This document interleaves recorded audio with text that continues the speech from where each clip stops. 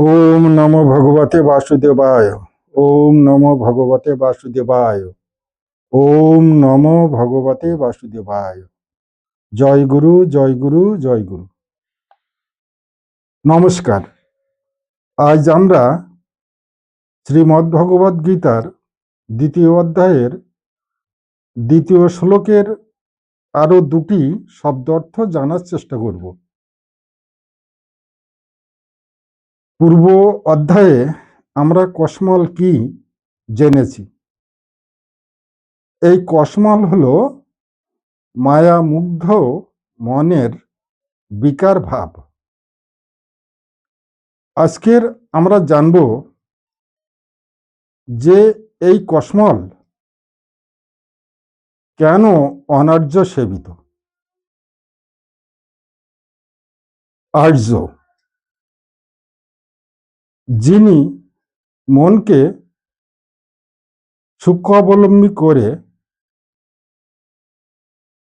চৈতন্যময় জগতে সমদর্শী হন, তিনি হলেন আর্য।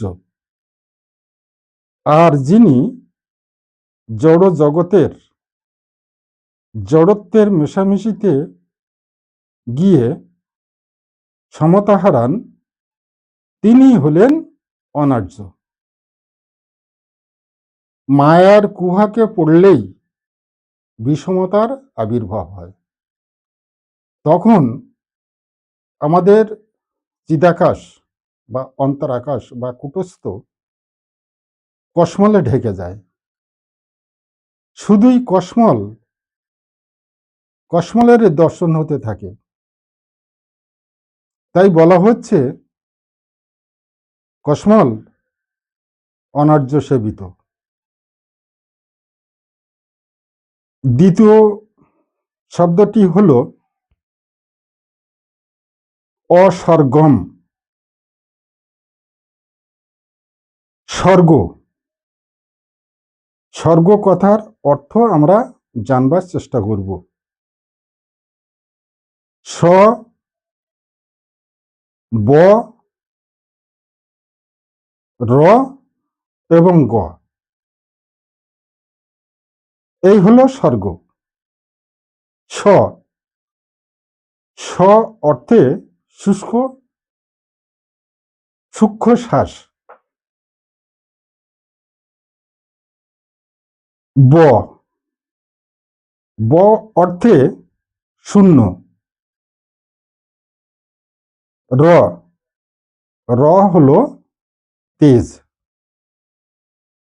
গ, গ হলো গতি। অর্থাৎ সূক্ষ্ম শ্বাস শূন্য হলে তেজময় গতি প্রাপ্ত হয়। এরই ফলে আমাদের স্বর্গ দর্শন বা আত্মজ্যোতি দর্শন হয়। এই হলো স্বর্গ। জ, জকে সম্প্রত্যয় করলে হয় স্বর্গ। অর্থাৎ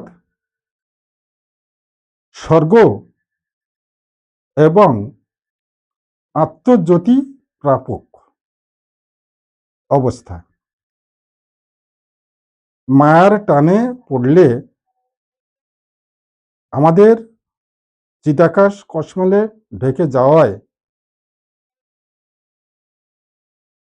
এই আত্মজ্যোতি বা স্বর্গদর্শন হয় না। তাই এই কসমলকে অস্বর্গা বলা হয়েছে। নমস্কার, আজ এই পর্যন্ত।